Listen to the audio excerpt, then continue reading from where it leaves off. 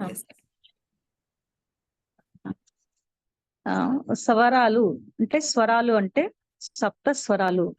సా, రి, గ, మ, ప, ద, ని. ఇవి 7 స్వరాలు అన్నమాట. అసలు ఈ స్వరాలు అన్నది మనకి ఏంటి అన్నది అనుకున్నప్పుడు మన పరబ్రహ్మ స్వరూపమైన ఓంకారం నుంచే ఈ పరబ్రహ్మ స్వరూపమైంది ఓంకారం నుంచే వచ్చినాయి అన్నమాట. అంటే ఈ ఓంకారం అంటే ఏముంది మనకి ఈ జగత్ యావత్ మొత్తంలో కూడా అకార, ఇకార, ఉకార, మకారాల నుంచే వచ్చిందనమాట. ఈ 3 అక్షరాల వల్లనే ఈ సంగీతం అనేది పుట్టిందనమాట. అకారం అంటే విష్ణు స్వరూపము, ఉకారం అంటే బ్రహ్మ స్వరూపము, మకారం అంటే రుద్ర స్వరూపము. ఈ త్రిమూర్తుల యొక్క స్వరూపమే ఓంకారం అని అర్థం. ఆ ఓంకారం నుంచి పుట్టిందే సంగీతం అన్నమాట.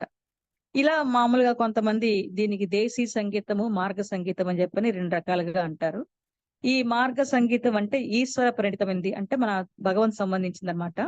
ఇలా భరత మహర్షి దగ్గర మనకు కనబడి చెప్పారన్నమాట ఈ సంగీతం గురించి. అలాగే దేశీ సంగీతం అంటే గనక అంటే ఆ యొక్క దేశాలకు సంబంధించింది, ఆ యొక్క స్థితిగతుల నుంచి, ఆ యొక్క రీతి రివాజుల నుంచి, ఆ యొక్క దేశం యొక్క ఆ దేశంలో ఉన్న ప్రజల యొక్క రీతిగతుల గురించి, వాటి గురించి దేశీ సంగీతం అని చెప్పి ఆ రకంగా చెప్పుకొచ్చారన్నమాట ఈ రంగా. కానీ స్వరము అన్నప్పుడు యాక్చువల్ గా స్వ అంటే స్వయముగా రంజింప చేయనది స్వరం అన్నమాట. సా అంటే స్వరము, రా అంటే రంజింప చేయనది, స్వయముగా రంజింప చేయనది స్వరము అని చెప్పేసి అని మనం అంటాం అన్నమాట.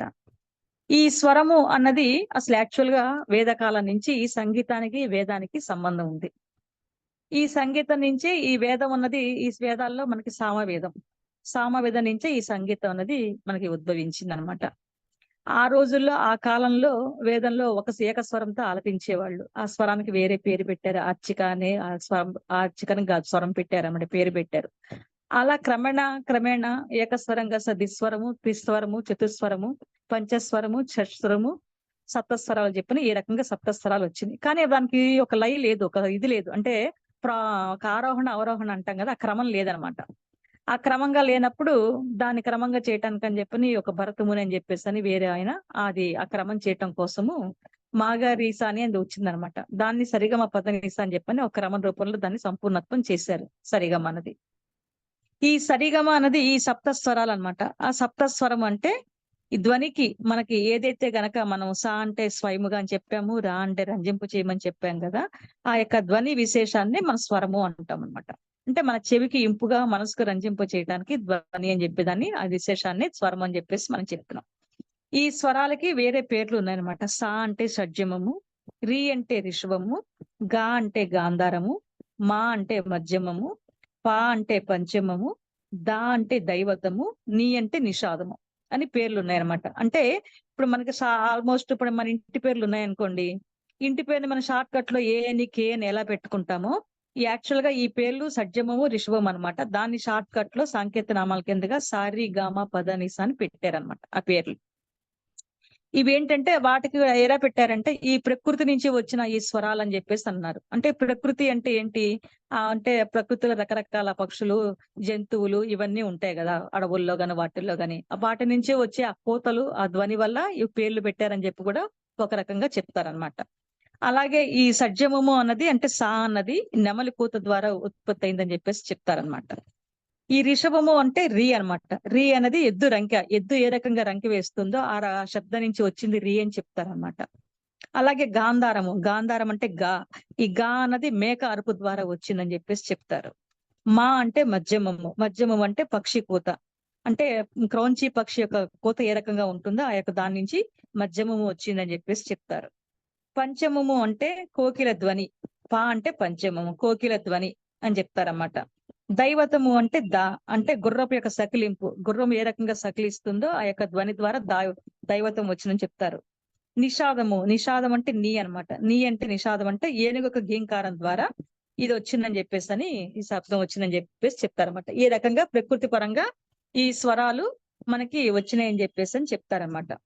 వీటికి మన శరీరంలోకి బాగా ఇదేంటి, స్వరానికి మన శరీరానికి సంబంధం ఏంటి, ఆ శరీరాలలో ఉన్న మన అధిదేవతలకి అధిదేవతలు కూడా ఉంటారన్నమాట ఈ స్వరాల్లో. ఈ రకంగా సంబంధం ఏంటన్నది ఇప్పుడు మనం చెప్పుకుందాము. యాక్చువల్ గా మన శరీరంలో మనకి మూలాధారము, స్వాదిష్టానము, మణిపూరకము, అనాహత, విశుద్ధ, ఆజ్ఞ, సహస్రారము ఏ రకంగా ఉంటాయో అదే స్థానంలో అంటే ఇక్కడ మనకి ఆ చక్ర యొక్క స్థానాలు లేకుండా ఏ ఏ ప్లేసుల్లో ఈ సరిగమ పద నిస అన్నది మన శరీరంలో ఉంటుందో మనం తెలుసుకుందాం ఇప్పుడు. ఈ సా అన్నది వెన్నుముక కింద భాగాన అంటే మన షడ్జము అంటే మూలాధారం అంటాం కదా. ఆ మూలాధారం అంటే చక్రం గురించి నేను చెప్పను. ఎందుకంటే ఈ ప్లేస్లు చెప్తాను. మన శరీరంలో ఏ ప్లేస్ లో ఉందో అది చెప్తాను అన్నమాట. వెన్నుముక కింద భాగాన ఈ సా అనే స్వరం ఉంటుంది. ఆ సా అనే స్వరంకి అధిదేవత ఉంటారు. ఆ అధిదేవత అగ్నిదేవుడు అన్నమాట. సా అనే స్వరానికి అధిదేవత అగ్నిదేవుడు. దానికి రంగు ఉంటుంది. ఆ రంగు ఏంటంటే లేత ఎరుపు రంగు. అంటే వెన్నుముక కింద భాగంలో ఉంటుంది ఈ సా అనే స్వరము. దాని రంగు లేత ఎరుపు రంగులో ఉంటుంది. దాని యొక్క అధిదేవత అగ్నిదేవుడు అన్నమాట. అలాగే రీ అనే స్వరము పొత్తి కడుపు కింద భాగాన ఉంటుంది. రీ అనే స్వరము దానికి అధిదేవత బ్రహ్మదేవుడు. రీ అనే స్వరానికి అధిదేవత బ్రహ్మదేవుడు. దాని రంగు లేత పసుపు రంగులో ఉంటుంది రీ అనే స్వరం. అలాగే గా అనే స్వరము నాభి దగ్గర అంటే మనకి బొడ్డు భాగం అంటారు కదా, నాభి దగ్గర ఉంటుంది ఈ గా అనే స్వరము. దానికి అధిదేవత సరస్వతి మాత. గా అనే స్వరానికి అధిదేవత సరస్వతి మాత. ఇది నాభి దగ్గర ఉంటుంది. దీనికి అధిదేవత సరస్వతి మాత. దీని రంగు బంగారపు రంగులో ఉంటుంది. మా అనే స్వరము హృదయ స్థానంలో ఉంటుంది. మా అనే స్వరము హృదయ స్థానంలో ఉంటుంది. దానికి అధిదేవత పరమేశ్వరుడు. దాని రంగు తెలుపు అనమాట. తెలుపు రంగులో ఉంటుందన్నమాట మా అనే స్వరం. అలాగే పా అనే స్వరము కంఠ భాగాన ఉంటుంది. ఈ కంఠ భాగాన ఉండే స్వరము పా స్వరము. దానికి అధిదేవత విష్ణు భగవానుడు. దాని రంగు నలుపు రంగు. దా అనే స్వరము బురుకుటి మధ్య భాగము అంటే మనం బొట్టు పెట్టుకునే ప్లేస్ లో దా అనే స్వరం ఉంటుంది. దానికి అధిదేవత గణపతి. దాని రంగు పసుపు రంగు. నీ అనే స్వరము బ్రహ్మరంధ్రము అంటే మాడు భాగాన ఉంటుంది. ఈ నీ అనే స్వరము. దానికి అధిదేవత సూర్య భగవానుడు. రంగు మిశ్రమము అంటే అన్ని కలిపిన రంగు అన్నమాట. ఈ రకంగా ఈ సప్త స్వరాలన్నది మన శరీరంలోనే ఈ భాగాల్లో ఉంటుంది.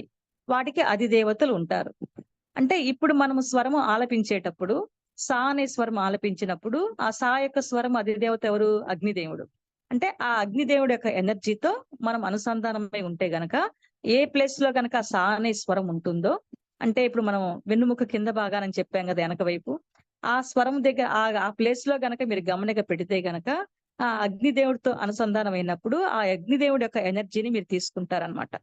ఈ రకంగా అయితే రీ అయితే గనక బ్రహ్మదేవుడు, గా అయితే సరస్వతి మాత, మా అయితే పరమేశ్వరుడు, పా అయితే విష్ణు భగవానుడు, దా అయితేనేమో గణపతి, నీ అయితే సూర్య భగవానుడు. ఈ యొక్క అధిపతుల యొక్క ఎనర్జీని మీరు తీసుకుంటున్నప్పుడు ఆ ఎనర్జీ గమనిక తేడా కూడా మీరు గమనించగలుగుతారనమాట. అంటే ఇది ఒకేసారి అయిపోదు. ఇలా చేస్తుండగా మీకు గమనిక తెలుస్తూ ఉంటుంది. అంటే సా యొక్క ఎనర్జీని, రీ యొక్క ఎనర్జీని, గా యొక్క ఎనర్జీ డిఫరెన్స్ కూడా మీరు తెలుసుకోగలుగుతారు. ఆ శరీరంలో ఏ పార్ట్ లో అయితే ఏ భాగంలో అయితే ఆ సా అనే స్వరం ఉందో, రీ అనే స్వరం ఉందో ఆ స్వరం యొక్క ఆ ప్లేస్ లో కూడా మీరు తేడా తెలుసుకోగలుగుతారన్నమాట. ఈ రకంగా ఆలాపన చేయటం వల్ల ఇవి ఏదైతే అనారోగ్య సమస్యలు ఉంటాయో ఇవన్నీ కూడా చెప్తారు. ఇవన్నీ మొత్తం క్లియర్ అవుతాయి అన్నమాట.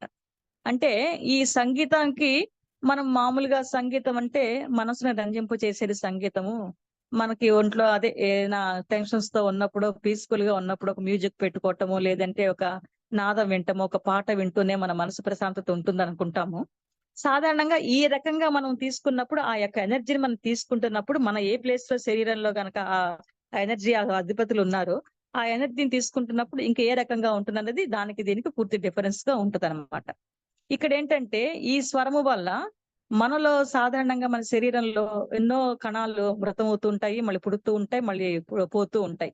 ఎక్కువ భాగము కణాలు చనిపోతూ ఉంటాయి, తక్కువ భాగం పుడుతూ ఉంటాయి. ఇలా ఈ రకంగా చేస్తున్నప్పుడు ఈ కిందిట్లో చనిపోయిన కణాలు కూడా అంటే మృతమైన కణాలు కూడా అమృతం అవుతాయి అనమాట. ఈ ఆలాపన యొక్క శక్తి ద్వారా ఈ మృతమైన కణాలు కూడా అమృతం అవుతాయి. కాబట్టే ఈ సంగీతానికి అంత విలువ ఉంది, అంత ఇది ఉందనమాట, ప్రాముఖ్యత ఉందనమాట, ప్రసక్తి ఉందనమాట దీనికి. ఈ సంగీతం అన్నప్పుడు చెప్పాం కదా, ఈ సా అనే స్వరము షడ్జమం అన్నాం కదా, దీని రంగు లేతదెప్ప అని చెప్పాము. అంటే ఈ స్వరాలన్నిటికీ కూడా నిర్ణయానికి మొదట ఆధారంగా నిలబడేది ఈ షడ్జమం అనమాట. అంటే ఏదైనా మనం ఆలపించేటప్పుడు అంటే ఇప్పుడు మనం ఇల్లు కట్టేటప్పుడు మనకి ఏ రకమైన మన కింద పునాది అని వేస్తామని చూస్తారా, ఆధారం ఎలా ఉంటుందో అలాగే ఈ స్వరాలకు అధిపతి ఆధారము షడ్జమం అనమాట. షడ్జమం అంటే సా అన్నమాట. దీని యొక్క మనుగడ అంటే ఆధారపడే ఈ నిర్ణయానికి మొదట ఆధారంగా నిలబడేది ఈ షడ్జమం అనమాట. అంటే మనుగడ యొక్క శక్తితో అనుసంధానించబడింది షడ్జమం అనమాట. అంటే సముద్రం కింద లెక్క అనమాట. ఇది మన నెమలి ఇంకారం నుంచి వచ్చిందని చెప్పాం కదా. అలాగే రిషభము అంటే లేత పసుపు రంగు అని చెప్పాము, ఎద్దు రంగుతో అన్నాము. అంటే దీని ఫలితం ఏంటంటే జ్ఞానము, అంటే ప్రాణశక్తితో సంబంధం కలిగి ఉంటుంది అన్నమాట. ఈ రిషభం అనేది ప్రాణశక్తితో కలిగి ఉంటుంది. దీని అధిపతి మన బ్రహ్మదేవుడు అని చెప్పాం కదా. ఆ రకంగా దీని మూలకం ఏంటి అంటే ఆ ప్రాణశక్తితో అధికంగా ఉంటుందన్నమాట. ఇక్కడ నీరు మనకి మామూలుగా జలము అంటాం కదా, అలాగే అక్కడ సంపద అనమాట. సాకేమో సంపద, ఇక్కడేమో నీరు జలము, దీనికి ద్విచక్ర స్థానం అధిష్టానం అనమాట. అదనమాట ఆ రకంగా. అలాగే గాస్వరానికి గాంధారం అనమాట. గాంధారం అంటే బంగారం అని చెప్పుకున్నాం కదా, నాభి దగ్గర ఉంటుందని చెప్పాం కదా. ఈ స్వరానికి మేకరుపు అని చెప్పుకున్నాము. ఈ స్వరము ఉద్భవించింది ఏంటంటే ఇది కరుణ రసంతో కలిగి ఉంటుంది అనమాట. ఈ గాంధారం అనే రసం స్వరము కరుణ రసం కలిగి ఉంటుంది, శాంత రసంతో కలిగి ఉంటుంది. గాంధారం అంటే గగనము, గగనము అంటే ఆకాశం అని కూడా చెప్పొచ్చు మనం. ఈ రకంగా దీని అర్థం అనమాట. ఇది దీనికి అధిపతి మన సరస్వతి అని చెప్పుకున్నాం కదా. ఇది మనకి చక్రం ద్వారా చెప్పుకుంటే కనుక మణిపురం చక్రంలో ఉంటుంది. కానీ చక్రంతో కాకుండా ప్లేస్ చెప్పాం కాబట్టి నాభి దగ్గరే ఉంటుంది కాబట్టి ఈ యొక్క మాత సరస్వతి మాత అనమాట. అంటే శక్తితో మరియు స్వీయ నైపుణ్యంతో ఈ పాండిత్యంతో మన అనుసంధానమే కలిగి ఉంటుంది అనమాట ఈ యొక్క గానేశ్వరం. అలాగే మాస్వరం ఏంటంటే మధ్యమము అంటారు. అంటే సమదూరంలో ఉండేది అనమాట. మధ్యమము అంటే సాకి గాకి రీకి గాకి తర్వాత అలాగే అంటే మధ్యమము సారి గా 3 అక్షరాలు, మా మధ్యలో ఉంటుంది. తర్వాత పా దా ని 3 అక్షరాలు, అంటే వాటి 3 అక్షరాలకి ఇటు 3 అక్షరాలకి మధ్య నుండే అక్షరము మా అన్నమాట. దాన్ని సమదూరంలో ఉంటుందని చెప్తారన్నమాట. ఈ రంగు తెలుపు అని చెప్పాం కదా. దీని ఆ అరుపు కూడా ఎలా ఉంటుందంటే కౌన్సీ పక్షి కోత ద్వారా వినిపిస్తుంది అన్నమాట. సౌండ్ అలా ఉంటుంది. ఇది మామూలుగా ఇది కరుణ ప్రేమ కలిగి ఉండే మూలకం అనమాట. ఇది శక్తి కలిగి ఉంటుంది అనమాట. దీని అధిపతి మనకి ఈశ్వరుడు అని చెప్పుకున్నాం కదా. ఇది హాస్య రసాన్ని చిందిస్తూ ఉంటుంది అనమాట. దీని మూలకం ఏంటంటే గాలి అనమాట. దీని శుభప్రాప్తి కలిగి ఉంటుంది అనమాట. ఎవరు మానేశ్వరం. మేడం అర్థమవుతుంది కదండి, క్లారిటీగానే ఉంది కదా వాయిస్. పా దీనిని పంచమము అంటారు. దీని రంగు నలుపు అనమాట. అంటే మనం చెప్పాం కదా మామూలుగా పంచమం అంటే 5 అంటాం కదా, దీని అర్థము. ఇది కోయల కూత నుంచి మనకి వినిపిస్తుంది అనమాట ఈ ధ్వని అన్నది. ఇది శృంగారసం సంబంధించింది అనమాట. ఇది మామూలుగా అయితే సృజనాత్మకంగాను మరియు కమ్యూనికేషన్స్ ద్వారా నేరుగా సంబంధించబడుతుంది అనమాట. ఇది మూలకము ఆకాశం అనమాట. ఈ పంచమకి అధిష్టాన దేవత మన విష్ణుమూర్తి అని చెప్పుకున్నాము. దీని ఫలితము రక్షణ అనమాట.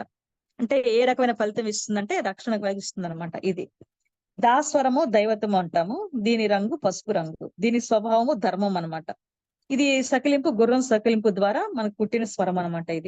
ఇది వీరరసము ప్రబోధకంగా ఉంటుందన్నమాట. దీని చక్రము ఆజ్ఞా చక్రం మేధస్సు ఉంటుంది మరియు జ్ఞానము యొక్క స్థానము విశేషించబడుతుంది అనమాట. మరియు తార్కికమైన అన్ని అంశాలు దీనికి అధిపతి వినాయకుడు. అంటే దీని ఫలితాన్ని ఇస్తూ ఉంటుంది అనమాట. నీ స్వరము అన్నప్పుడు నిషాదం అంటాము. నిషాదం అంటే బోయివాడి కింద వస్తుంది అనమాట. అంటే దీని రంగు మిశ్రమం, అంటే అన్ని రంగులు కలిపినది అనమాట. ఏనుగు యొక్క గీంకారం ద్వారా ఈ స్వరం పుట్టింది. ఇది ఒక అద్భుతమైన రస ప్రబోధం కలిగి ఉంటుంది అనమాట.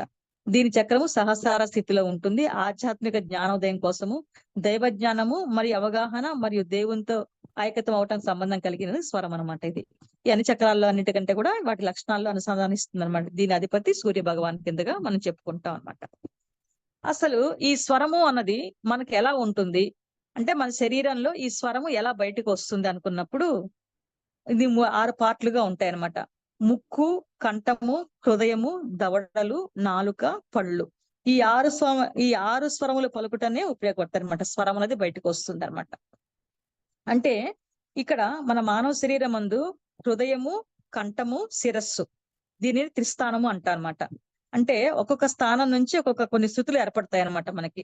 ఈ హృదయ స్థానం నుంచి వచ్చే శృతులు ఏంటాయి అంటే అది 22 శృతులు వస్తాయి అనమాట. ఇది మధ్యమ శృతి అంటారు. అంటే సహజంగా పాడే శృతి మధ్యమ శృతిలో పాడతారన్నమాట. మంద్ర శృతి అంటారు. అంటే స్లోగా పాడటము, మీడియంగా పాడటము, హైగా పాడటం 3 రకాలుగా ఉంటాయి అనమాట పాడే విధానంలో. ఈ హృదయ స్థానం నుంచి వచ్చే శృతి ఏంటాయి అంటే మంద్ర శృతి, అంటే లో స్థాయిలో పాడతాం అనమాట మనం. అలాగే కంఠ భాగం నుంచి వచ్చే శృతి ఏంటయ్యా అంటే మధ్య శృతి, అంటే మీడియం స్థాయి, మీడియం లెవెల్లో మనం పాడతాం అనమాట. అది ఎలా వస్తుంది, ఎక్కడి నుంచి వస్తుంది అంటే కంఠం నుంచి వస్తుంది. శిరస్సు నుంచి వచ్చే శృతి ఏంటి అంటే తారస్థుత్యం, అంటే హై లెవెల్లో వచ్చేదాన్ని, శిరస్సు నుంచి వచ్చేదాన్ని మనము వచ్చే శృతిని తారస్థాయి అని చెప్పి అంటాం అనమాట. ఈ రకంగా ఈ ధ్వని మనకి ఎలా వస్తుంది అన్నది ముందు మన శరీరంలో భాగాల నుంచి చెప్పుకొచ్చారనమాట మొత్తం అంతా. ఇలాగే ఇప్పుడు మన శరీరంలో మనకి 72,000 నాడులు ఉంటాయని చెప్పి అంటాం కదా. అలాగే ఆవరణ దేవతలు 72 మంది ఉంటారనమాట. ఇప్పుడు ఈ 72,000 నాడుల్లో ఇప్పుడు మన శరీరంలో ఏ రకంగా నాడులు 72,000 ఉంటాయో, ఈ సంగీతంలో కూడా 72 మేళకర్తలు ఉంటాయన్నమాట. మేళకర్తల్ని రాగాలు అంటారన్నమాట. అంటే ఆ రాగాల పేర్లు కూడా ఉంటాయి. సహజంగా మనకి కాంబోజి రాగం అని, కళ్యాణి రాగం అని, శంకరాభరణ రాగం అని, ఇలా పేర్లు, రకరకాల పేర్లు, అలా 72 పేర్లు ఉంటాయన్నమాట. అలాగే ఈ 72 మంది దేవతలు అధిదేవతలుగా ఉంటారు, ఆవరణ దేవతలు. 72,000 నాడులు మన శరీరంలో ఉంటాయి. ఈ సంగీతంలో కూడా 72 రాగాలు ఉంటాయి అన్నమాట. అంటే దీనికి దానికి మన శరీరానికి సంగీతానికి ఏ రకమైన లింక్ ఉన్నదనేది మనం తెలియజెప్తాం అనమాట ఇక్కడ. అంటే ఇప్పుడు 72,000 నాడులు ఉన్నాయి కదా మన శరీరంలో. అంటే ఒక్కొక్కవి నాడులకి ఒక్కొక్క దేవత పర్యవేక్షిస్తుంది అనమాట మనకి. ఈ 72,000 నాడుల్లో ఒక్కొక్క 1000 నాడుకి, అంటే ఒక నాడు అనుకున్నప్పుడు 1000 నాడు ఉంటుందన్నమాట. అంటే ఈ 72,000 కాబట్టి ఒక్కొక్క 1000 నాడులకి ఒక్కొక్క దేవత పరిరక్షిస్తుంది మనకి. అలాగే ఒక్కొక్క రాగం కూడా 1000 నాడులు ఒక క్లీన్ చేస్తూ ఉంటది అనమాట. ఇప్పుడు సపోజ్ ఈ 72,000 నాడుల్లో ఒక 1000 నాడులకి ఒక దేవత, ఒక అశ్వని దేవత పరిరక్షిస్తుంది అనుకోండి. ఆ అశ్వని దేవతకి ఒక రాగం కూడా పరిరక్షిస్తుంది అనమాట. శంకరాభరణ రాగమే అనుకోండి. ఈ శంకరాభరణ రాగానికి అధిదేవత అశ్వని దేవత అయితే, ఆ 1000 ఒక నాడులకి అశ్వని దేవత పరిరక్షిస్తుంది అనమాట. ఈ రకంగా 72,000 నాడులకి 72 అధిదేవతలు ఉండి, ఈ 72,000 నాళాలకి ఒక్కొక్క 1000 నాడులకి ఒక్కొక్క రాగం పరిరక్షిస్తూ ఉంటుందన్నమాట. ఈ రకంగా ఆ రాగం ఆలపిస్తున్నప్పుడు మీకు ఆటోమేటిక్ గా మన శరీరంలో మార్పులు జరుగుతూ ఉంటాయి. ఆ ఆలాపన వల్ల బయట జరిగే మార్పులు, ప్రకృతిలో జరిగే మార్పులు కూడా మనం గమనిస్తూ ఉంటాము. అవన్నీ విడిగా ఉదాహరణగా మేము చెప్పుకుందాం తర్వాత. ఈ రకంగా పరిరక్షిస్తూ ఉంటుందన్నమాట. అది అంటే ఇక్కడ ఈ శరీరంలో ఉన్న మన 72,000 నాడులకి, స్వరాల్లో ఉన్న 72 రాగాలకి, ఆవరణ దేవతలు 72 మందికి కూడా ఈ రకమైన లింక్ ఉంటుందని చెప్పి మీకు క్లారిటీగా ఇస్తున్నాను అనమాట. ఇది అర్థమైందని నేను అనుకుంటున్నాను. అలాగే ఇప్పుడు మనం కుండలిని రేజ్ అయ్యేటప్పుడు రకరకాల నాదాలు కూడా వస్తూ ఉంటాయి. అంటే మనం ఒక స్థితిలోకి వెళ్ళినప్పుడు మనకి సమాధి స్థితి అని చెప్పి అంటాము. వెళ్తున్నప్పుడు మన కుండలిని రేజ్ అవుతుంది అంటాం కదా. ఆ రేజ్ అయినప్పుడు కూడా మనకి రకరకాల నాదాలు వినపడుతూ ఉంటాయంట. ఆ నాదాలు ఏంటంటే ఒక్కొక్క చక్రాన్ని క్రాస్ చేసుకుంటూ మనకి ఇండికేషన్ ఇస్తూ ఉంటుందంట ఆ నాదం కూడా. అలా 3 చక్రాల కిందకేమో దేవతల అనుగ్రహం ఉంటుందంట మనకి. పై 4వ చక్రం దగ్గర చేయబడికి నిర్గుణత్వం వస్తుంది. అంటే ఈ కింద 3 చక్రాలకి మనకి దేవత యొక్క పరిరక్షణలో మనం అనుగ్రహిస్తూ ఉంటుంది. పై 4వ చక్రం దగ్గర వచ్చేటికి మన నిర్గుణత్వం వస్తుంది అనమాట మనకి. అది అలా ఈ సంగీతంలో మనకి వినబడే స్వరాల్లాగానే కనిపించే వర్ణాలు కూడా, కాంతిలో కనిపించే వర్ణాలు కూడా ఉంటాయి. ఏ రకంగా అయితే ఈ సంగీతంలో మనకి వినిపించే స్వరాలని చెప్పాం కదా, ఒక స్థితికి వెళ్ళినప్పుడు నాదం వినబడుతూ ఉంటది, ఒక స్వరం ఏ రకంగా ఉంటుందో, అలాగే మనకు బయట కనిపించే అంటే విశ్వంలో ఉండే ఆ కాంతిలో కూడా వర్ణాలు కూడా ఉంటాయి. వర్ణాలు అంటే కలర్స్ అనమాట.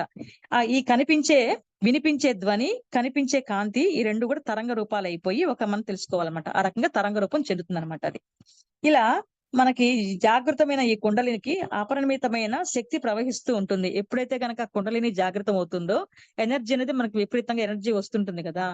అప్పుడు దాని వల్ల ఏమవుతుందంటే ఆ శక్తి ప్రసరిస్తున్నప్పుడు నాదము, బిందు, కళ, సాధన అని అంతా దాంతో అదే జరుగుతూ ఉంటాయంట.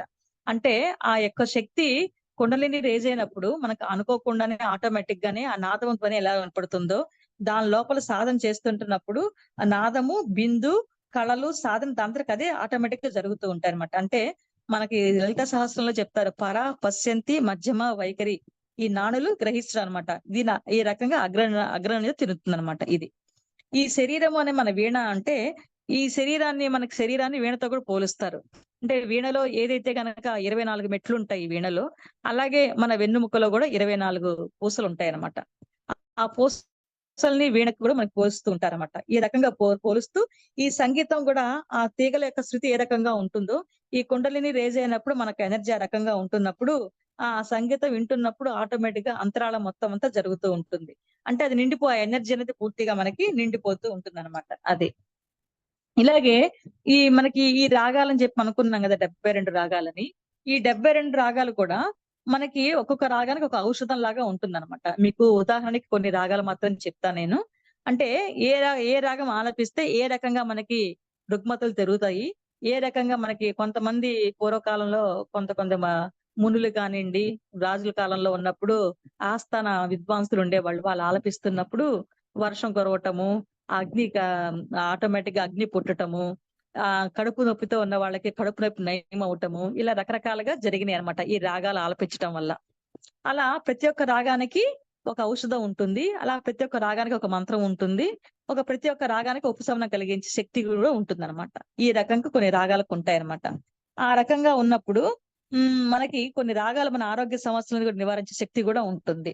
మన భజన ద్వారా గాని ఈ రాగాలు పలుకుతున్నప్పుడు మనలో ఉన్న మానసిక సమస్యలు, అనారోగ్య సమస్యలతో కూడా నివారించబడతాయన్నమాట. అంటే ఏదైతే మన మానసిక దాంతో ఇబ్బంది పడుతున్నామో, మన గుళ్ళల్లోకి వెళ్ళినప్పుడు కూడా భజనలు చేస్తూ ఉంటాము. భజనలు చేస్తున్నప్పుడు ఆ తాళంతోని వాటిలతో ఉన్నప్పుడు ఒక రకమైన అద్భుతమైన స్థితికి వెందుతూ ఉంటామట. అది వెళ్తున్నప్పుడు ఆ మృతమైన కణాలు అమృతం అవుతూ ఉంటాయన్నమాట. ఆ రకంగా మన అనారోగ్య సమస్యలు కూడా తీరిపోతాయన్నమాట. ఇక్కడ ఇందిట్లో ఒక రాగం ఉన్నాయి. కొన్ని రాగాలు మీకు ఎగ్జాంపుల్ గా చెప్తాను. అహిర్ భైరవి రాగం అని చెప్పేసి ఒక రాగం ఉంటుందండి. ఇదేంటంటే చర్మ వ్యాధుల నుండి దుమ్ము, ధూళి ద్వారా వచ్చే ఎలర్జీ ఉంటుంది కదా! ఉపశమనం కలిగిస్తుందంటండి. దీని ద్వారా మోకాళ్ళ నొప్పులు ఉన్న వాళ్ళకి ఈ రాగంతో ఉపశమనం కలిగిస్తుందంట. అంటే ఈ రాగం ఆలపించడం ద్వారా మనకు చర్మ వ్యాధుల నుండి దుమ్ము, ధూళి ద్వారా వచ్చే ఎలర్జీ నుండి గాని, ఈ మోకాళ్ళ నొప్పులు గాని ఇవన్నీ కూడా ఉపశమనం కలుగుతాయని చెప్పేసి చెప్పారన్నమాట ఈ రాగం ద్వారా. అలాగే అమృత వర్షిణి రాగం అని ఉంటుందండి. అంటే మన దేహంలో వేడి వలన కలిగే అన్ని రకాల ఇబ్బందులకు ఈ రాగం తొలగిస్తదంట. ఈ రాగం ఆలపించటం వల్ల మన దేహంలో ఏవైతే వేడి చేసి కొన్ని రకాల ఇబ్బందులు మనకు కలుగుతుంటాయో, ఆ ఇబ్బందులు మొత్తం అంతా ఈ రాగం తొలగిస్తుందంట. అలాగే ఆనంద భైరవి రాగం అని చెప్పనుంది.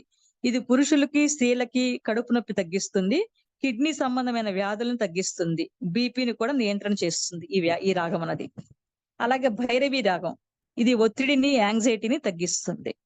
భూపాడ రాగం ఉందన్నమాట. ఇది గాఢ నిద్రలో ఉన్న వాళ్ళని కూడా మేలుకొలుపుతుందంట ఈ రాగం గనక ఆలపిస్తే. అలాగే చారుకేసి రాగము. ఇది 26 అంటే ఇది ఈ రాగము పాడేవాళ్ళను, వినేవాళ్లకు తన్మయత్వంలో ఉంచుతుందన్నమాట. మానసిక ప్రశాంతతని కలిగిస్తుందన్నమాట ఈ రాగము. చారుకేసి రాగం. హంసధ్వని రాగము. ఇది శక్తిని కలుగజేస్తుంది. మంచి ఆలోచనలు, మనలో ఉన్న చైతన్యాన్ని, అన్ని రకాల రోగాలను నివారిస్తుందన్నమాట ఈ హంసధ్వని రాగం. హిందోళ రాగం అని చెప్పని అరుగుదల శక్తిని పెంపొందిస్తుందంట. కడుపు నొప్పి సమస్యలను నివారిస్తుందంట ఈ హిందోళ రాగం అన్నది. కళ్యాణి రాగము. ఈ కళ్యాణి రాగం అంటే ఒత్తిడిని తగ్గిస్తుంది అనమాట. అంటే శక్తిని కలుగజేస్తుంది. ఈ రాగము జనరల్ గా జనరల్ టానిక్ అంటాం చూసారా? ఏదైనా ఒక జనరల్ టానిక్ వేసుకుంటాం చూడండి, ఆ రకమైన రాగం అనమాట. అన్ని రకాలది జనరల్ గా పనిచేస్తుంది అనమాట ఇది. అదే భయంతోనూ ఆందోళన తగ్గిస్తుంది. తల్లి లానల్లాగా మనలోని ఆత్మవిశ్వాసాన్ని పెంపొందిస్తుంది. ఈ కళ్యాణి అంటే శుభం అని అర్థం అనమాట. అలాగే కీరవాణి రాగం అంటారు. ఇది భౌతికంగా గాని, మానసికంగా గాని ధ్యాన శక్తిని పెంచి పెంపొందిస్తుంది. హిందోళ రాగము. ఇది శుభరాగము. ఇది దేవాలయంలోను, వివాహ సమయంలోను, శుభకార్యాల్లోనూ ఎక్కువగా ఈ రాగాన్ని ఆలపిస్తుంటారన్నమాట. అంటే ఇలాంటి రాగాలు మన దేహంలో ఉన్న రుగ్మతలను తొలగించి సాక్షిభూతంగా ఇవాళ నిలిచినాయి అనమాట కొన్నివన్నీ. ఇలాగే సాధారణంగా మనం అనుకుంటాం కదా, ఉదాహరణలో రాళ్లలోని రాగాలను పలికించవచ్చు అని చెప్పేసి అనుకుంటాం కదా.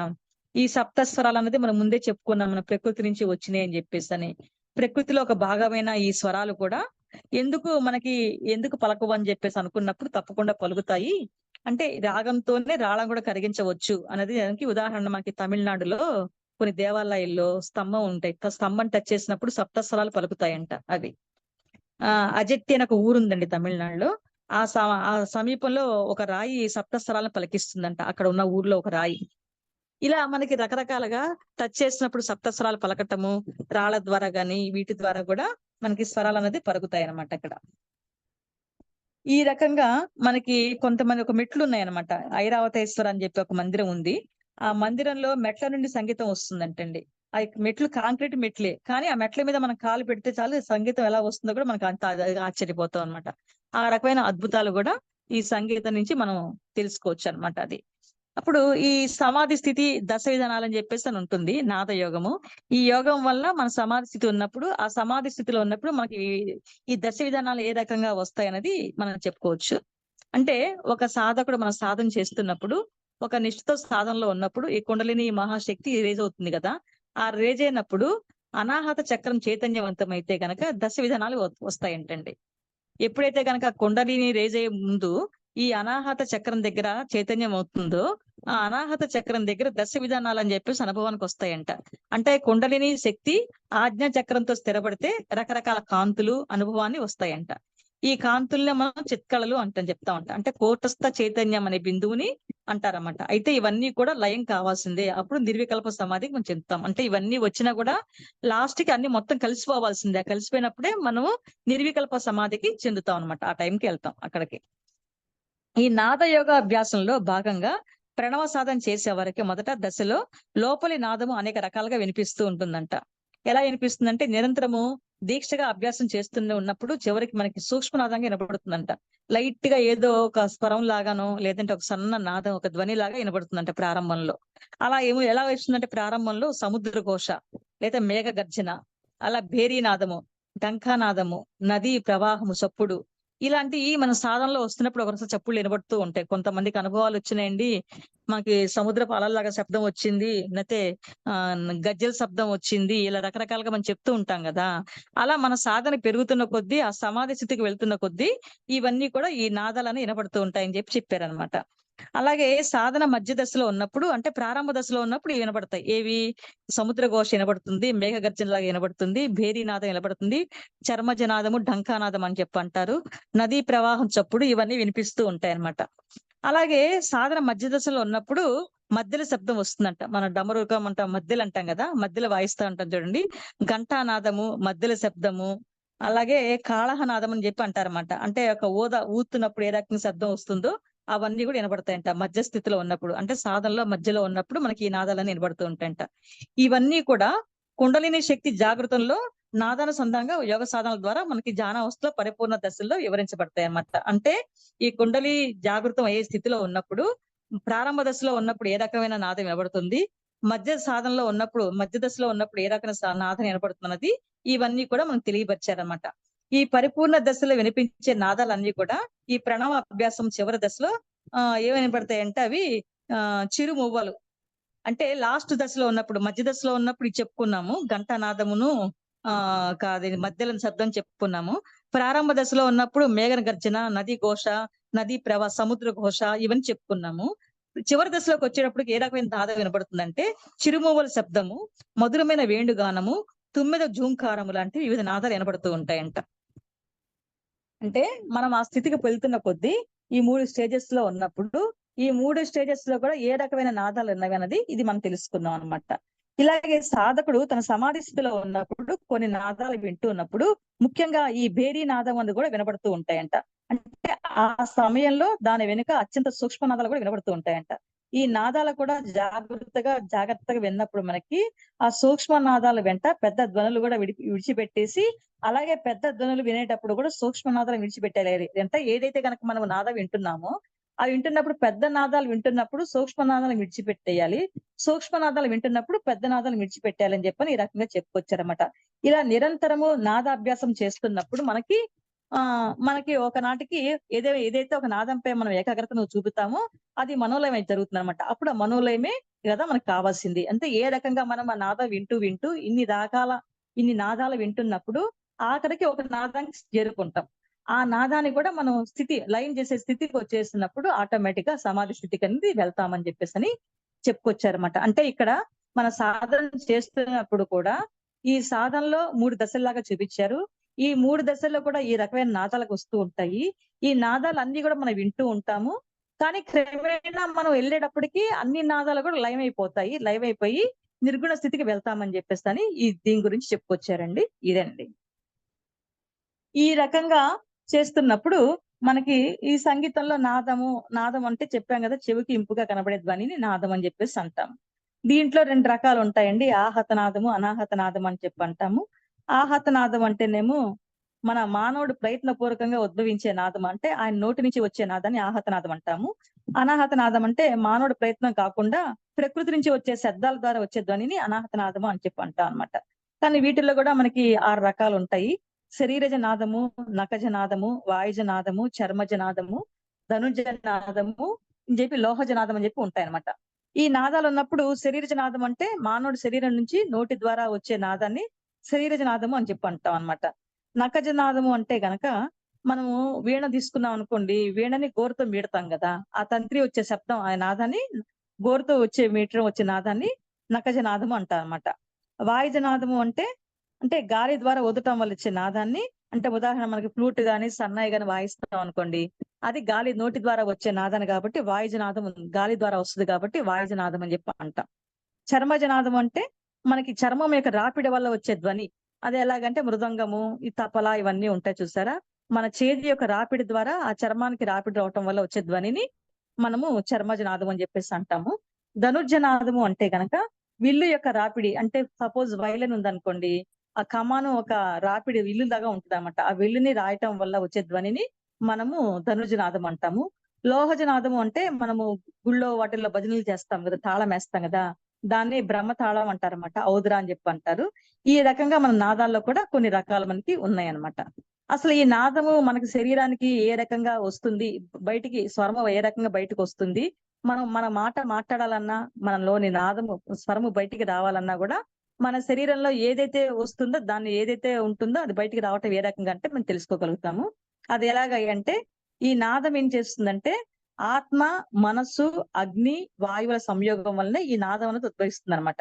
అంటే ఇప్పుడు మనం ఒక పాట పాడవలనా గాని, ఒక మాట మాట్లాడవలనా గాని, ఏదైనా కోరిక కలిగిందనుకోండి, ఒక మాట్లాడాలని కోరిక గాని, ఒక పాడాలని కోరిక కలిగినప్పుడు, ఆత్మ వెళ్లి మనసును కుదుపుద్దంట. ఈ మనసు వెళ్లి శరీరం నుండి వాయువుని కుదుపుద్దంట.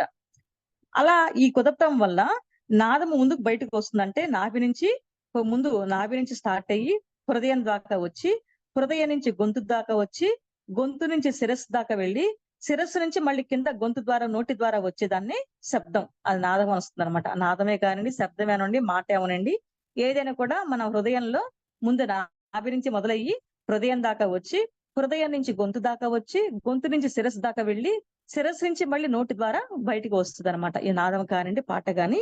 ఈ రకంగా మన శరీరానికి, సంగీతానికి కూడా ఎన్నో అద్భుతమైన ఇవి చెప్పుకొచ్చారండి. ఈ రకంగా కొంత ఉంది. ఇది కాకుండా ఇది మన ప్రకృతి నుంచి వచ్చే స్వరాలని చెప్పేసి మనం అనుకున్నాం కదా! అలా కాకుండా పంచభూతాల నుంచి గూడా మనకి ఈ స్వరాలు వస్తాయని చెప్పేసని కొంతమంది చెప్పారండి. కొంతమంది మాస్టర్స్ చెప్పారు. అదొక్క నిమిషం చెప్తా. ఈ సరిగమ పంచభూతాల నుంచి వచ్చేవేంటంటే సారి, గామ, ని ఈ అనే స్వరాలు పంచభూతాల నుంచి వచ్చినాయండి. ఈ సా అనే స్వరము భూమి లోపల నుండి అక్కడ శబ్దం నుంచి వచ్చిందంటండి. భూమి లోపల ఉన్న శబ్దం నుంచి ఈ సా అనే స్వరం ఉద్భవించిందంట.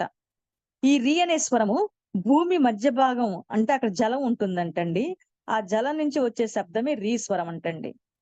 ఈ గా అనే స్వరము నీరు అంటే ఆ భూమి పైన వచ్చే తర్వాత ఆ నీరు ఉంటుందంట. పై భాగాన నీరు ఉంటుందంట. ఆ నీరు పైన వచ్చే అగ్ని అనేది అగ్ని ఉంటుందంట. ఆ అగ్ని నుండి వచ్చే శబ్దమే గా అంటండి. మా అనేది భూమి పైన చల్లటి గాలి అనేది వీస్తూ ఉంటుందంట. ఆ గాలి నుంచి వచ్చే శబ్దం మా అంటండి. అలాగే నీ అనే శబ్దము ఆకాశతత్వం అంటారు. అంటే ఇప్పుడు మన విమానంలో వెళ్తున్నాం అనుకోండి, రివ్వున శబ్దం వస్తుంటుంది గదా! ఆ శబ్దం నుంచి వచ్చేది నీ అనే శబ్దం వస్తుందంటండి. అది. ఈ రకంగా సంగీతానికి ఉన్న శబ్దాలు ఈ రకంగా ఉంటుంది. ఇప్పుడు ఉదాహరణకి నేను ఈ సా అనే స్వరము మీకు ఆలపించి చూపిస్తాను. ఆ యొక్క ఎనర్జీని అంటే ఇప్పుడు ఇంకో క్లాస్‌లో మనము ఓన్లీ ఆ స్వర ఆలాపన ద్వారా మీరు ఎనర్జీని ఏ రకంగా గమనించగలుగుతారనేది చెప్తాను. ఆలపిద్దాం ఇంకో క్లాస్‌లో తీసుకుందాము. ఇక్కడ మాత్రము నేను ఉదాహరణ కిందగా ఈ సా అనే స్వరము ఆలపించినప్పుడు అది వెన్నెముక కింద భాగాన చెప్పారు గాబట్టి, అక్కడ అధిదేవత గూడా అగ్నిదేవుడని చెప్పాం గాబట్టి, ఆ యొక్క స్వరంని మీరు ఏ రకంగా ఉంటుందన్నది చెప్తాను. ఆ స్వరం గురించి ఇంకా డీటెయిల్స్ ఏ రకంగా అంటే, ఈ సా అనే స్వరము అగ్నితత్వము. దానికి అధిదేవుడు అగ్నిదేవుడు. అంటే ఈ సా అనే స్వరము ఉద్భవించినప్పుడు దానికి సంబంధించిన అగ్నితత్వం మాత్రమే బయటికి రావాలి. మిగతావి గూడా రాకూడదు. ఎప్పుడైతే కనుక ఆ అగ్నితత్వం అనేది బయటకొచ్చిందో, అగ్ని యొక్క చేసే పనేంటి? అగ్ని పని చేస్తుంది, క్లీన్ చేస్తుంది. అంటే శుద్ధి చేస్తుంది అగ్ని. అంటే ఈ భూమి మీద మనం శుద్ధి అవ్వాలన్నా ఖనిజాలుంటాయి కదా! బంగారము, రాగి, వెండి, ఇత్తడి అవి శుద్ధి అవ్వాలన్నా, మొక్కల్లోనూ, వృక్షాల్లోనూ కిరణజన సంయుక్తి జరగాలన్నా, మనం తినే ఆహారము జీర్ణ వ్యవస్థ శుభ్రంగా ఉండాలన్నా అగ్ని అనేది కంపల్సరీగా ఉండాలండి. కాబట్టి మన ప్రతి ఒక్క మానవుడికి కూడా 98.4 డిగ్రీల సెల్సియస్ ఉష్ణోగ్రత అనేది కంపల్సరీగా శరీరంలో ఉండాలి. అది లేకపోతే గనక ఈ మనకి ఆ వేడి లేకపోతే శరీరం చల్లబడిందని చెప్పేసని మనల్ని తీసుకొచ్చి బయట పెడతారు. కాబట్టి ఈ అగ్ని అనేది మనకి కంపల్సరీగా ఉండాలన్నమాట. అలా ఉన్నప్పుడు ఆ సా అనే స్వరం బయటికి తీసుకొచ్చినప్పుడు మీ చుట్టూ కూడా ఆ అగ్నితత్వం అనేది ఉండాలన్నమాట. ఆ రకంగా. ఈ రి అనే స్వరానికి వచ్చినప్పుడు అధిదేవత మన బ్రహ్మదేవుడు అని చెప్పుకున్నాం గదా! అంటే సృష్టించబడాలి. బ్రహ్మ అంటే సృష్టికర్త గదా! సృష్టించబడాలి. అంటే ఏ రకంగా సృష్టించబడాలి? ఈ సా అనే స్వరము మనం వినగానే ఆల్రెడీ మనం లోపల సృష్టించడం అన్ని పోయినాయి అంతకు ముందుది. ఇప్పుడు కొత్తగా సృష్టి రావాలి. అంటే అగ్ని ద్వారా మనం శుద్ధి చేసుకున్నాము. క్లీన్ చేసుకున్నాము. ఆ క్లీన్ చేసుకున్న స్వరంలో కొత్త సృష్టి రావాలన్నమాట అక్కడది. ఎలా రావాలంటే రి అనే స్వరానికి మూలం బ్రహ్మదేవుడు అని చెప్పుకున్నాం గదా! స్వరము వినగానే వాళ్ళ లోపల అంతకుముందు సృష్టించినవన్నీ పోయి కొత్త సృష్టి రావాలి. అంటే వారికి తెలియకుండానే అనారోగ్యంతో ఉన్న వారికి ప్రతి సృష్టి జరుగుతుందన్నమాట. ఈ రి అనే స్వరం పలకగానే మొదట దాని యొక్క వైబ్రేషన్ బయటికి రావాలి.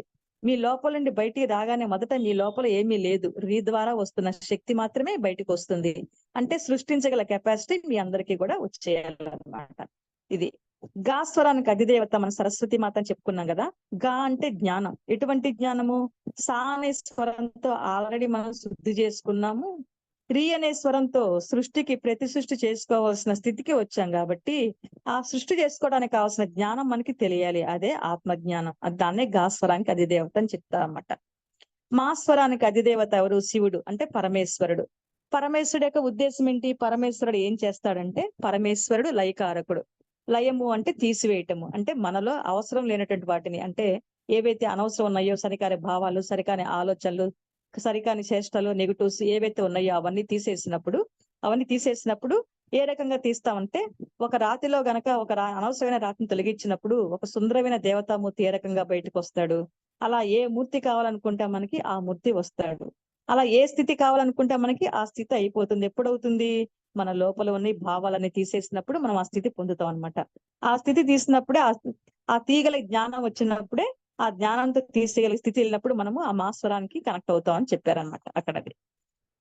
పాస్వరానికి అధిదేవత విష్ణు భగవానుడు. అంటే స్థితి కారకుడు, స్థితి కల్పించేవాడు. అంటే మనం ఏదంటే సాధారణంగా ఏదో ఒక వస్తువు తీసుకొచ్చామనుకోండి, ఆ వస్తువుని మనం ఇంట్లో ఎక్కడ పెట్టాలి ఏంటా అని చెప్పి అనుకుంటాం. కానీ అది కొత్త వస్తువు తీసుకొచ్చినప్పుడు పాత వస్తువుని పక్కకు పెట్టేసి కొత్త వస్తువుని అక్కడ పెట్టుకుంటాం. అలాగే ఒక ఖాళీ బాటిల్ ఉంటుంది. ఆ బాటిల్‌లో మనం ఏది నింపుకోవాలంటే నీరు కావాలంటే నీరు, పాలు కావాలంటే పాలు, రసం కావాలంటే రసం ఏదో ఒకటి ఒక బాటిల్‌లో నింపుకుంటాం గదా! అలా మన స్థితిని మనం కల్పించుకోవాలన్నమాట. మనం ఏ స్థితిలో ఉన్నామో, ఏ స్థితికి కావాలన్నది మన స్థితి మనం కల్పించుకున్నప్పుడు, ఈ పాస్వరానికి విష్ణు భగవానుడికి మనం కనెక్ట్ అవుతాం అన్నమాట. దాస్వరానికి అధిదేవత గణపతి. అంటే గణపతి అంటే విఘ్నేశ్వరుడు అంటాం గదా! విఘ్నేశ్వరుడు అంటే విఘ్నాలను తొలగించేవాడు అనుకుంటాం. కానీ విఘ్నాలను తొలగించరు. విఘ్నాలను లయం చేసే స్థితికి మనల్ని తీసుకొని వెళ్తాడనమాట అప్పుడు. అంటే మనలో ఉన్న సరికాని భావనలు కానీ అవన్నీ తీసేసి పాజిటివ్ వైబ్రేషన్స్ మంచి లక్షణాలని, మంచి గుణాలన్నిటికీ అధిపతి అవుతాడన్నమాట. అప్పుడే వినాయకుడు అవుతాడు. అంటే ఈ దాసవాళం దగ్గరికి వచ్చేటప్పటికి ఈ నెగెటివ్స్ అవన్నీ సరిగాని అవన్నీ తీసేసినప్పుడు పాజిటివ్ వైబ్రేషన్స్ తో ఉన్నప్పుడు ఆ స్వరానికి మనము కనెక్ట్ అవుతాం అన్నమాట. నీ స్వరానికి అధిదేవత సూర్య భగవానుడు. ఈ సూర్య భగవానుడు అంటే ఈ భూమి మీద చరాచర జీవరాశికి ఆధారమైన వాడు సూర్య భగవానుడు. ఈ సూర్య భగవానుడు లేకపోతే మనకి సృష్టి లేదు కదా! ఆల్రెడీ మనం అగ్నితో మనం దహించేసుకున్నాం. అంటే మన లోపలనే మొత్తం క్లీన్ చేసుకున్నాం. ఇక్కడ సూర్య భగవాన్ యొక్క వెలుగుతో మిగతా క్రియ అంతా జరగడానికి ఒక ప్రణాళిక జరగాలి. ఇదే ఈ సప్తస్వరాల యొక్క ప్రణాళిక అని చెప్పేసని మనం చెప్పుకుంటామండి. ఈ సప్తస్వరాల గురించే ఈ శరీరంలో ఉన్న అధిదేవతలు, దాని రంగులు, అవి ఏ రకంగా చేస్తే మనం దానికి కనెక్ట్ అవుతాం అనేది ఇంత మటుకు మొత్తం మీకు చెప్పగలిగాను. అసలు స్వరం అంటే ఏంటి? ఆ స్వరానికి మన శరీరానికి సంబంధం ఏంటి? మన శరీరంలో ఉన్న 72,000 నాడులు, అలాగే స్వరంలో ఉన్న 72 రాగాలకి, ఆ రాగాలకున్న అధిదేవతలు 72 మంది. ఈ మన శరీరంలో ఉన్న ఒక్కొక్క 1000 నాడులకి ఒక్కొక్క అధిదేవత పరిరక్షించటము. అలాగే ఈ 1000 నాడులకు ఒక్కొక్క రాగం పరిరక్షించటం ఇవన్నీ కూడా మనకి జరుగుతూ ఉంటాయండి. అంటే ఏదైనా కూడా విశ్వంలో అన్ని మనలోనే ఉన్నాయి. మనలోనే విశ్వం ఉందని చెప్పేసని చెప్పడానికి ఇవన్నీ కూడా మనకి తోడ్పడతాయండి. అలాగే ఇప్పుడు నేను సపోజ్ ఈ సా అనే స్వరము ఒక 5 నిమిషాలు మీకు టైం ఉందా మేడం? పర్వాలేదు మేడం చెప్పండి. ఒక 5 మినిట్స్ ఆ! మీకు ఈ ఆలాపన ద్వారా ఏ రకంగా ఉంటదనేది మీకు చూపిస్తానండి ఉదాహరణగా. ఓకే అండి. సా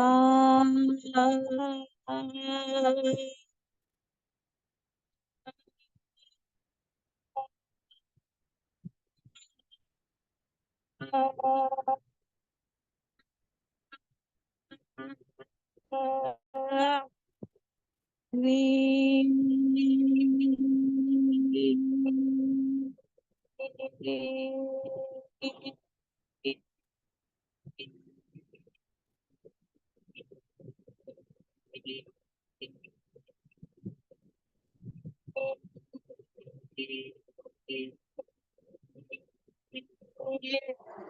కొంచెం దగ్గరగా పెట్టుకోండి మేడం, కట్ అవుతుంది.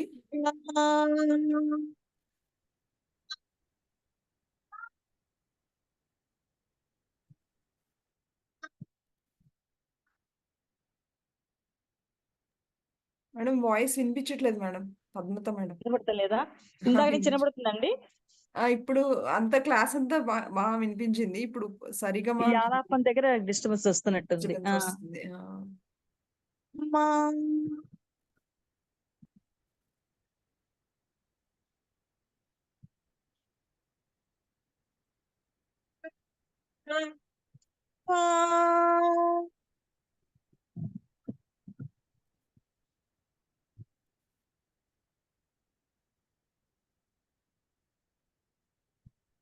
దా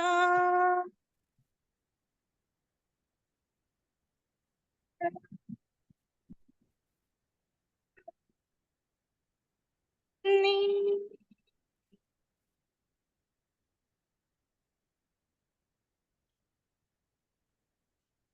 సా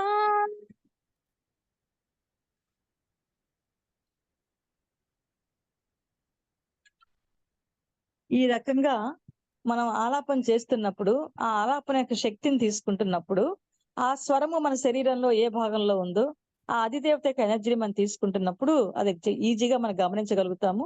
ఈ రకంగా మనలో మృతమైన కణాలు అమృతం అయినప్పుడు పూర్తిగా అనారోగ్యం నుంచి పూర్తిగా ఆరోగ్యం పొందుతామండి. ఇది స్వరాల యొక్క వివరణ అండి. అది. Okay masters. నాకు ఈ అవకాశం ఇచ్చినందుకు మీ అందరికీ కూడా కృతజ్ఞతలు. సంతోషం, సంతోషం, సంతోషం.